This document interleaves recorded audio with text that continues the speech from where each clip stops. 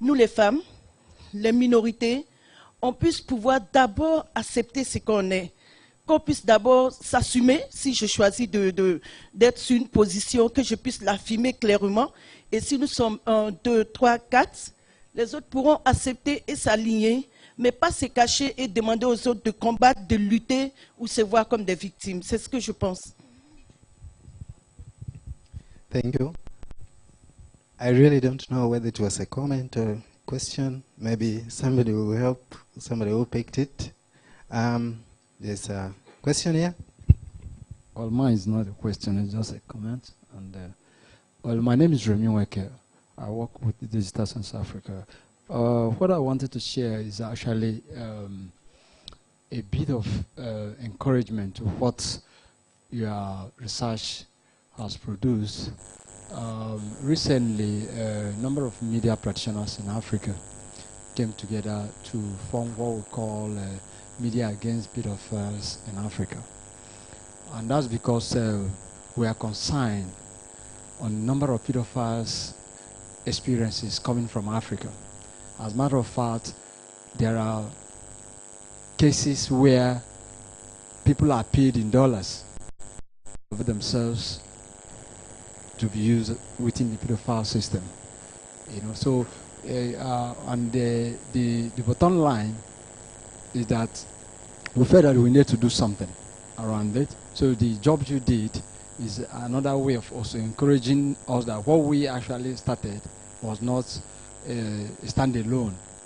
So I will encourage us to, no matter how little it may sound, to find a way of bringing our resources together, partnering and coming up with some of the strategies, even if it's advocacy alone, and find a way of also harmonizing it at the African level so that we have a better voice. Because what actually encouraged that was when this Swaziland king picked his latest wife, and it became a very topical issue in our online platform. You know, so we ended up forming that group as a separate entity now to support that kind of campaign, Girl Child, and all those online safety that we felt that shouldn't be, especially in Africa. Because a lot of Africans are falling prey to this because of poverty. And we need to start campaigning about it. And except media understands it, we may not do anything about it. Okay? And when we start talking about it, other people will hear it and also kick off from there. So thank you for bringing this up and also linking it to technology. Thank you very much. Thank you. Any perspective around what has already been said? If not, you... Okay. I think, Remy, thanks for bringing that up. Actually, I think that you know, one of the most important ways of addressing child abuse material online and trafficking of children, I think, is to be able to talk more about sex. I think one of the real challenges that we have in making and feeling safer on the internet, and making sure that the children and those that are young and vulnerable in our communities are safe, is to be able to talk about that. And I think often the response to child protection and addressing child abuse material on the internet is to promote more silence, to have more fear, and to be almost more to deny that this is happening. And I think that ultimately young people, children, need to be able to defend themselves and protect themselves. And if we can't talk more about sex and sexuality, both the positive and the negative and the hard aspects, as a society, in our communities, in our families, I don't think we're going to be able to actually deal with the challenges as well as the positive opportunities that come with the internet. Thank you. Okay, so I'll respond to the contribution or the comment that came from the back. I think one of the interesting issues to look at is when you look at the statistics of women and men using social media, I think one of the big conversations is around the relevance of the content, firstly. for women.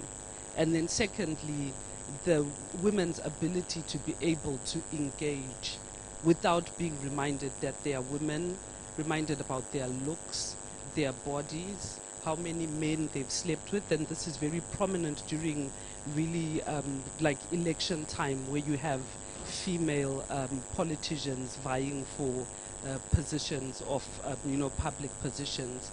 I monitored, if you go on my website, I monitored the Zimbabwean elections, for instance, and it was really brutal. But then there's always context around how secure are the women, even when they're having conversations around sex and sexuality. So you'll find that the majority of groups are closed groups.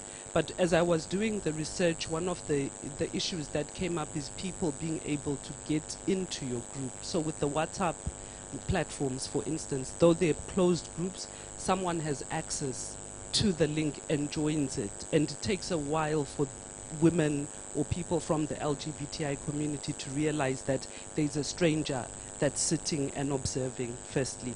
Secondly is the issue of screenshotting. And I think this is why there's a big debate around, should we actually get an alert when someone does a screenshot of, your communication in a closed or a private group. So there's a lot of issues around content, relevance of, conversations, security of women online, when they dare to, venture into more public or more national discourse. With respect to their sexuality, who they are, how they look, who is the father of their children, for instance. So it's a big debate, and thank you for raising that. Thank you. Okay, let's have one here, and then we win that session. Hi. Hello everyone, my name is Nonchanja Chanza. I'm a law student. This is a very uncomfortable discussion, and I find it uncomfortable even though I'm doing research on it, and a lot of times it's even difficult to say to people, hey, my research is on dick pictures. Just saying that, even though I know that when I'm in a space with women and we're talking about sexual images and everyone will be in my inbox, I'm just getting these kind of pictures from men. In South Africa, where I'm from, we do have research that says that actually these are some of the challenges that women, young women in particular, in their inboxes, they are full of these pictures. But as women, we don't talk broadly as well about these things, but it's a challenge that a lot of us are facing. The second thing, which is something I'm working on, which is non-consensual pornography, but it also goes back to digital intimacy. The fact that within relationships we are sharing such kind of images, yet the conversation we are not having with our partners is what happens to all the information that has been shared once the relationship has ended, or when one of us wants to get out of the relationship, because that's when challenges then start happening, where other partners will use that to control the other partner. They will, it's like the threat of disclosure. If you leave, I'm going to leak this online. And so in your country, then the question is like, do you have laws that can protect you against the threat, not the disclosure itself? I mean, I know, because last week there was, on Twitter, there was this young woman who wanted information. What do I do? She lost her phone. Someone got hold of it, the images, and obviously was asking for money. And some of my friends was like, no, I can help. And then obviously I'm like, I'm a student. I'm also researching these things. But I also know that we had a judgment where a judge asked the partner to destroy all the images in all the devices. And I was wondering if this is a conversation that we want to have, because the honest truth is that a lot of the information we share with our partners sometimes does end up online, But the bigger issues that we are not talk while we are still in love and sharing everything, we are not having the conversation about once we break up, what's going to happen. Well, thank you so much for those interesting perspectives. Thank you so much, Henriette and Koriwe, for, giving us that brain teaser, interrogating these aspects. Before we move to the next segment of our discussion, I just would like to let you know that this session is brought to you by Women of Uganda Network. And WUGNET is a non-governmental organization initiated in the year 2000 by several women organizations in Uganda, over 100 women organizations, to promote and support the use of ICTs to empower women and women organizations in Uganda to address sustainable national development issues collectively. And we have partnered with organizations like APC nearly since inception in advancing digital gender equality and many other partners. So we welcome you to the session. And yes, so I would like us to cross a little bit to certain issues around constraints in advancing gender digital equality. And I have YZ from Nigeria here, who has done extensive work around this aspect. He's an ICT advocate in his own right. And I would like him to give us his perspectives, his experiences, some of the challenges that he encounters, and perhaps how he engage policy actors to understand these issues, appreciate them, and begin to respond to them, and what has been the experience within the context of your work in Nigeria here around those aspects. So, YZ, you're welcome. Okay. Thank you very much, Moses. I think that what Moses wants me to speak is about what constraints do we face in advocating for gender inclusion, digital gender inclusion. And I think that the constraints can be viewed at three levels. The first level is to look at the policy terrain itself, which frames the structure for policy making, and which also creates the lenses through which policymakers view issues and problems in society.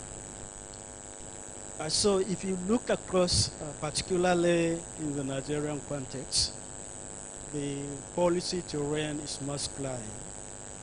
It's highly structured in such a way that women are marginalized. And because women are marginalized, when there's voices are not on the decision-making table. And because they are not on the decision table, often there's own experiences, there's own views, there's own perspectives are usually absent from those discussions. But because the structures are masculine, the tools of analysis are also so in such a way that issues that concern women and girls are usually unseen, unheard, or overlooked. But because it's also loaded against women, even the tools for gathering data and its analysis is gender blind.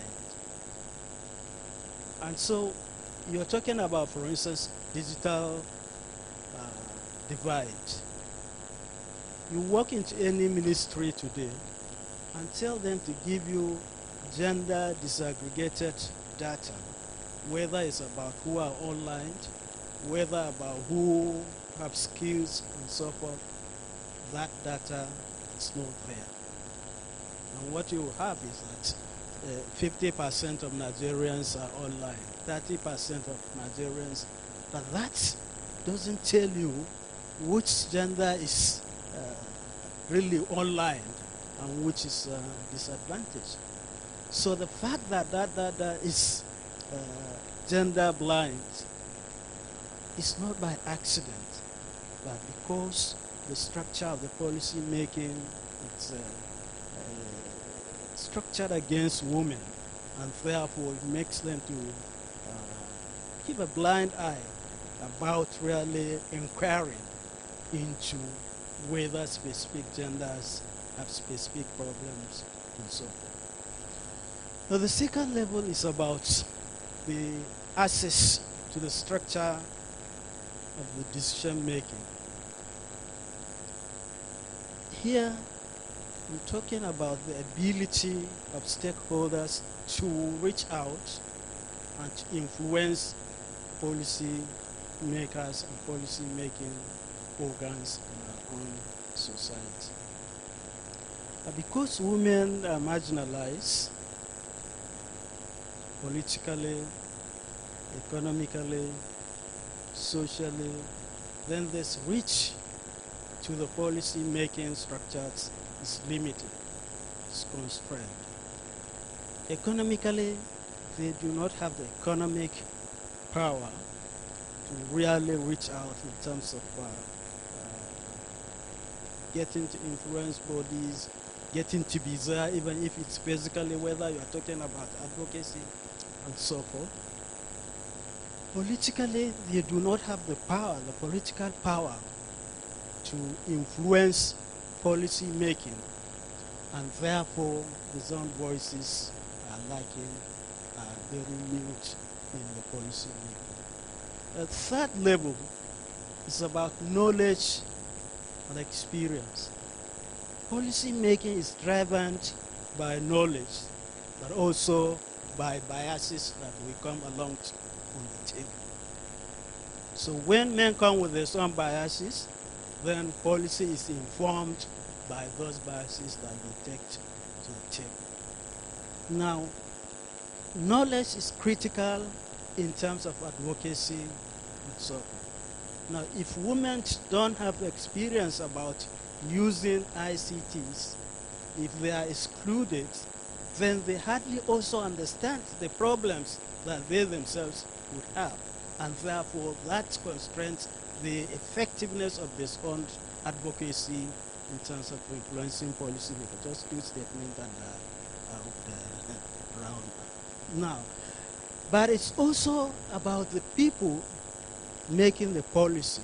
You cannot make effective policy if you don't understand the problem.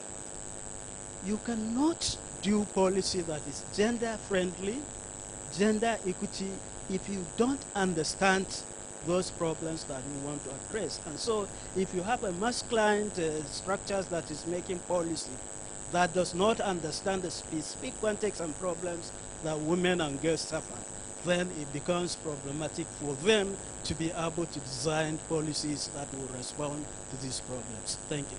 Lastly, it's about also distribution of power. Policy is about discourse of power relationship. Now, if you have power, you are marginalized at the level of power, then your ability to influence the policy making is also marginalized.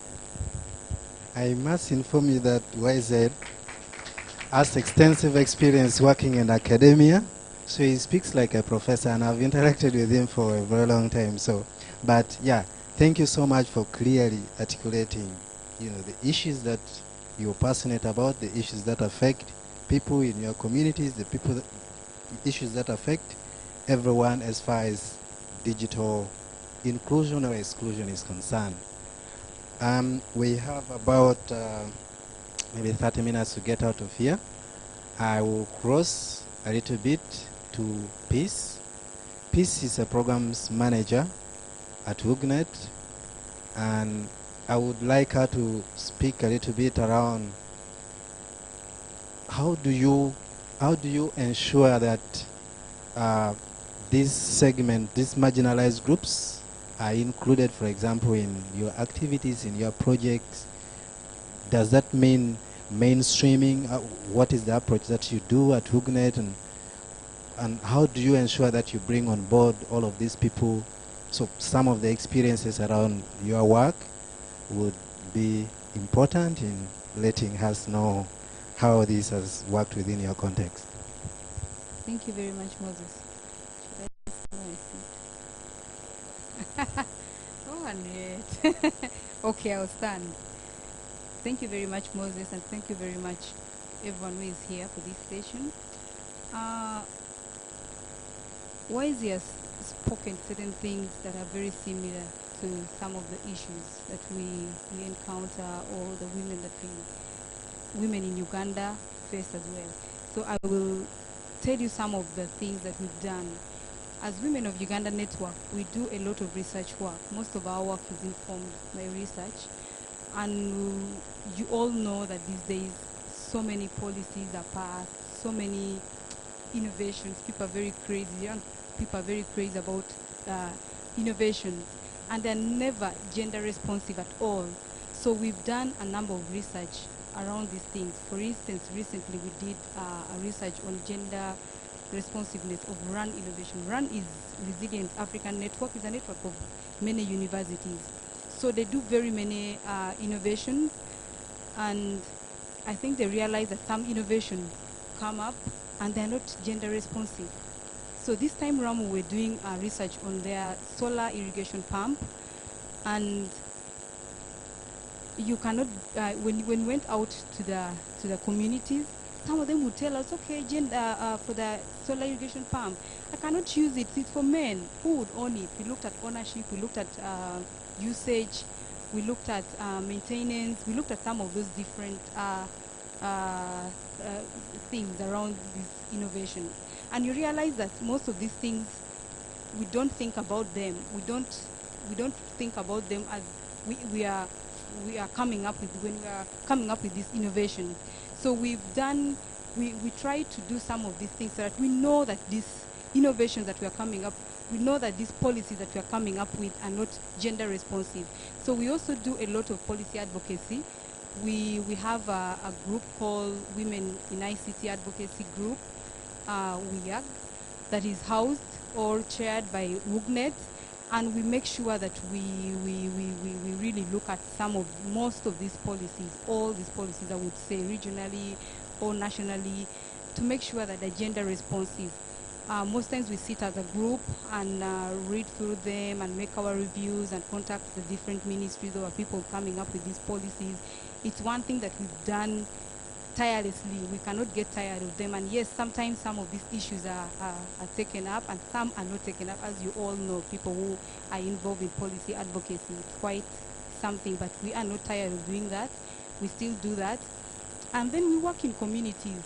In these communities we work in, we don't only work with women, we work with men as well, because if you think that because you're advocating for women's rights, you're advocating for women and you leave out the men, then you will not succeed in anything. We work with men as well. That's why you see Moses.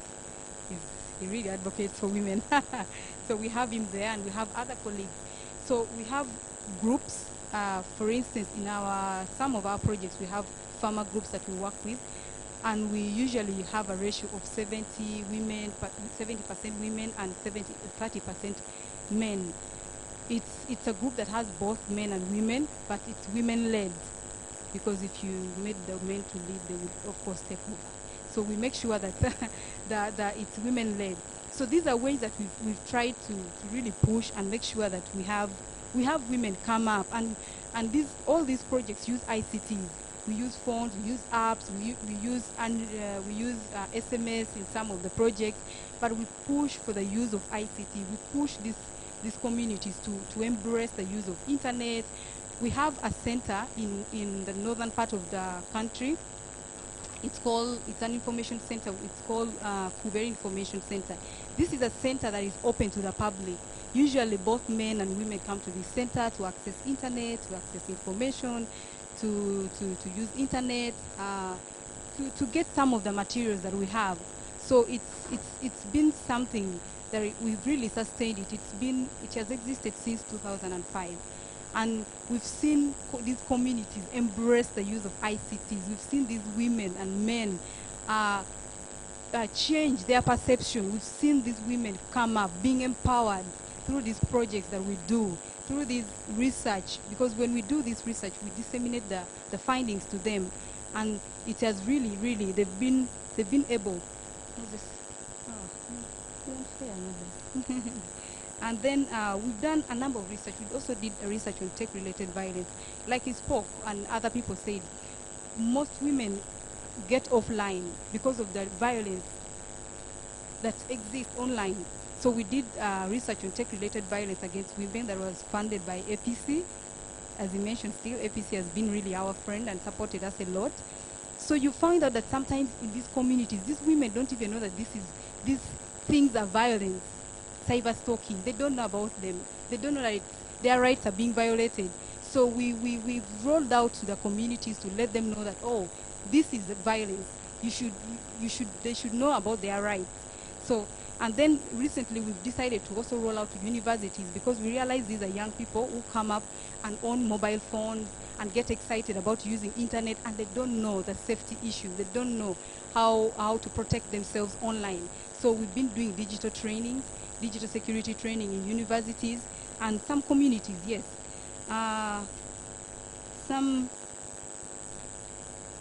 Okay, and then we belong to a number of groups, like that is still part of the policy advocacy in the different ministries.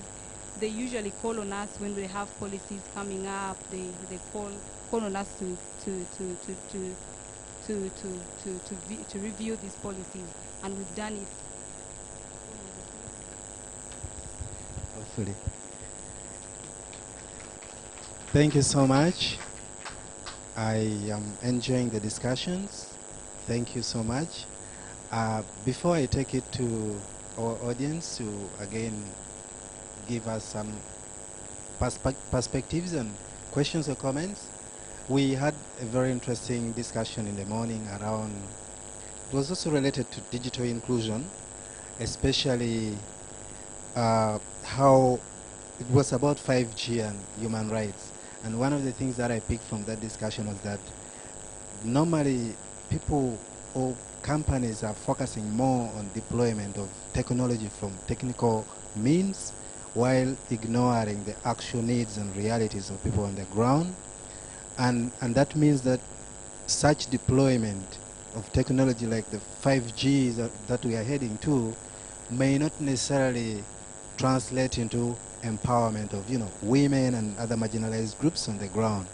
So it could be so much well thought, well planned, it's good, it's everything that everybody would need, but if you look at the way it can perpetuate digital divide and digital gender equality, then there were discussions of why should we not even remain in 4G and first sort out the problems that we have instead of going to 5G and then setting the bar so high, the extent that the gap between the rich and the poor, the gap between those that can have 5G technologies, operate, and those that don't.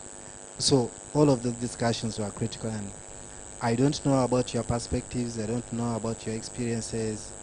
I don't know if you have any questions to these wonderful speakers. We have about maybe 21 minutes to wind down this session.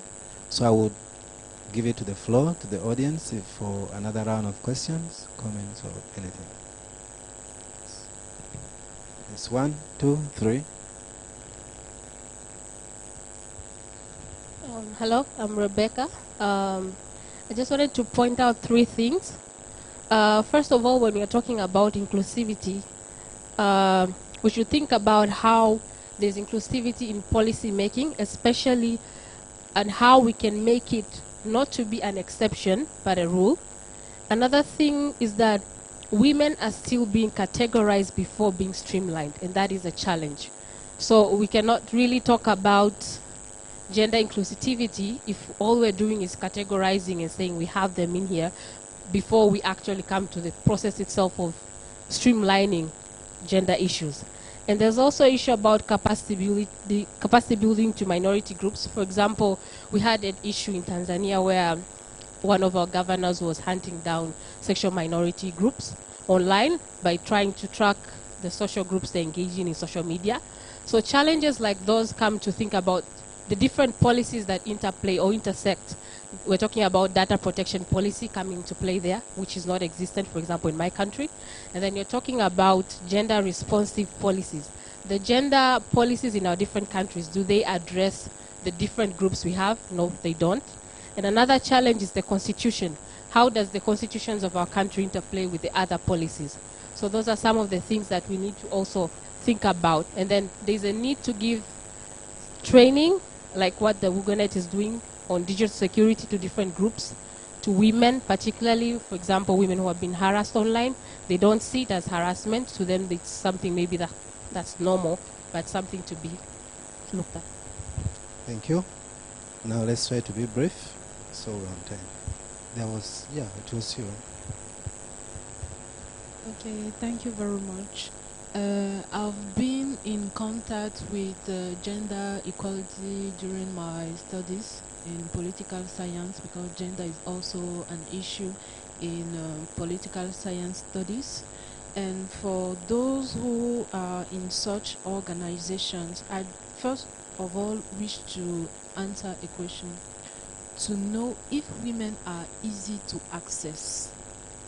It means that when you are having your target that you are going to women, to which type of women are you going to, or you already have a plan that we are maybe working only for sexual workers, for ITCs? Because I'm thinking about marginalization of young girls in education. During the opening in the morning, we have said that we cannot detach education from ICT.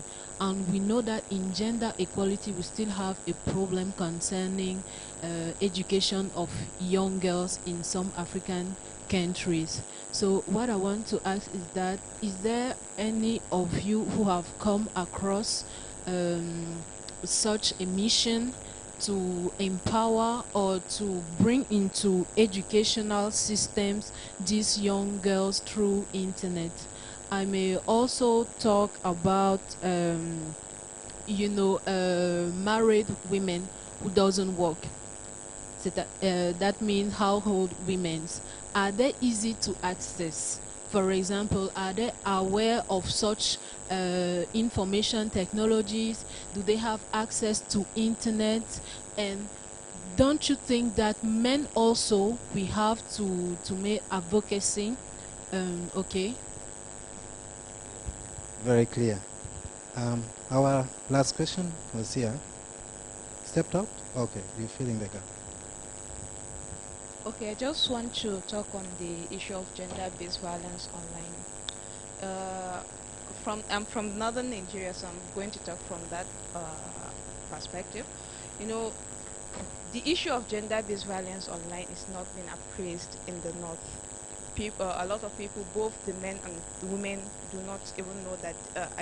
They don't see this gender-based violence online as an issue, a serious issue affecting the women, and this could be tied down to the maybe sociocultural factor down there, where they expect women to stay behind the scene. For instance, they don't want women to be exposed. And then looking at the issue of internet itself, most people, especially in the northern Nigeria, do not see importance of the internet to women. So many people think the internet is just limited to social media, maybe the Instagram, Twitter, Facebook, and then there's nothing women can get out of the internet. So I think there's need for more and more, a lot of sensitization, a lot of training, workshops to show the people the importance of the internet at first, how women could be empowered, self-empowered using this internet, and then sensitization on this effect of this gender-based violence online on the women. Thank you very much. Before I get back to my panelists to summarize or respond in about 1.5 minutes or 2 minutes, I am going to ask, Paul is from Uganda. and he has very interesting story to share with us. Paul, please. Briefly, in Uganda we have the Anti-Pornography Act that prohibits the production, publication, and the selling of pornographic material. Unfortunately, it's not. This law has just been used to to victimize women. There is a case of a university student who shared intimate photographs with her boyfriend. When the relationship went sour, the boyfriend decided to share on social media. Unfortunately, it is the girl who has been charged in the courts of law, and she's looking at facing 10 years in jail if she's convicted. Yet the law provides that if you produce, broadcast. Now the boy here abetted the broadcasting of pornographic material, but he's not anywhere in the picture. So you look at these laws, how discriminative they are when they are being applied. Thank you for that information sharing. Peter King, can you say it in 1 minute? Just trying to, my name is Peter King from Liberia. I manage the Youth Internet Governance Forum. Basically, just to try add up to what he just said, there was a case in point in Liberia. A very, very high-level footballer had a very, intimate section with his wife, his girlfriend, and then he went online, shared it across our platform, and these are disturbing issues. And then now in Liberia, he cannot come back to the country again. He's outside. He's gone in exile by himself. And the reason I'm sharing this is like more women are becoming more victim of these things in our part of our world in Africa, and there are no legislation. In my country, nothing has been done towards it, and I think it's important that digital rights advocates to speak against this thing and then find ways that it can be brought to order. Thank you. My speakers, please respond. And also by way of conclusion, because that will be your last moment to speak. Yeah, I want to give you the microphone again. And yes, please, you have 2 minutes. Thanks, Moses. I think the sort of my takeaway from the discussion is, and I want to quote Wazi on this, that so-called gender-responsive policy making is failing. And I think we see that. And I think Wazi made it very clear why it's failing. It's failing because if the structures of power, of decision-making, of knowledge that inform the policy making is gender-biased and not inclusive, so will the policies be. And I think that's what we see. And so for me, that's a takeaway. I think when we're in the ICT world, we often start with the tools. We don't start with the power. And I think when it comes to gender equity, we cannot just think that by looking at the tools, by training people, by creating content, it's enough. We need to look at those structures of power. I think then in response to the the comment about, it's very important, I think, women are not a minority. It's absolutely important to remember that. And I think that generalizing about women is not helpful. So I think the comment about looking at women at home, for example, women that are looking at girls, I think that's the other really important thing. Gender equity-oriented policy and implementation shouldn't treat all women as the same. That shouldn't treat women as victims. And even women and girls are very different and have different experiences and need to be empowered or engage with technology in different ways. And then I think my final point, or the final remark, is the question about gender-based violence. It's extremely hard. I think it's really important that we do embrace that. And I think that it's become, to me, I sometimes feel that gender-based violence online, it's almost so extreme because women are more empowered. They are present. They are speaking out on the internet. And I think for many men, that is very discomforting. They feel uncomfortable about that. And I think gender-based violence then becomes almost both a personally targeted violence, targeting individual women, as well as an expression of wanting to retain power and control. And again, I think, Wazi, I'm not sure how, but I think that problem also needs to be addressed, not on the internet. I'm not saying we don't address it on the internet, but we have to address it in our homes, our families, our cultures, and our societies. You wait 2 minutes. Thank you. I'll start off with Henriette's last point. And I feel that sometimes we don't celebrate or build on the small victories. And I just want to make people aware of the recommendation by the UN Special Rapporteur on online violence against women in the 38th session of the Human Rights Council, where there was emphasis on states and intermediaries actually trying to deal with the systematic or structural issues around gender-based violence online. So when we begin to have this conversation, it's also looking at just regurgitating or re-emphasizing the need for that. Nonhlanhla made a very important point for me, which is actually the root of the conversations we should be having around decriminalization of what we view or look at as gender and sexual minorities. Within the context of your lobby and advocacy work, look at what your constitution is saying.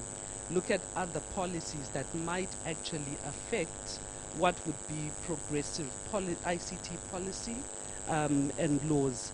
Then also just the recognition or making aware, getting people who you would identify as minorities. I know we are agreeing that women are not a homogeneous group, but we are acknowledging that within the community of women, there are levels of inequality in terms of access and also in terms of the information or the rights that they have, that we need to go an extra mile in getting women to recognize or be aware of, firstly, their constitutional rights and provisions themselves.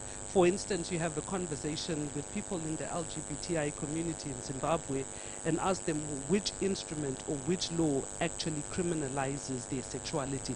They're unaware of that.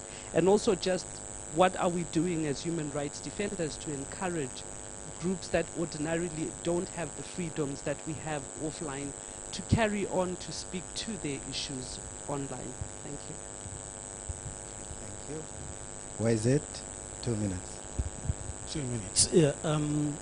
I think that it's important to recognize the many layers of exclusion in our society. And so never view inclusivity as a static thing. It's a very dynamic process that has to continue to address differently. However, we can't just simply be chasing every small thing that we see. We must look at what is fundamental. For me, I think that women in general are doubly oppressed. They're doubly oppressed first at the level of gender as women, and secondly as members of subordinate classes, as working class people. And I think that these are key fundamental exclusions or structure of exclusion that we need to address before you can really make sense of all the other sub-multiple. Yes, rural women, for instance, faces entirely different level of exclusion from urban women. Educated. I must stop you. We are out of time. Peace. Can you do it in microseconds? All these things I'm very talkative. Okay. I think Henriette, Koliwe, and Wise have really said it all. And I just want to say that it starts with us, and then we need to look at the younger generation really. We need to change some of these things.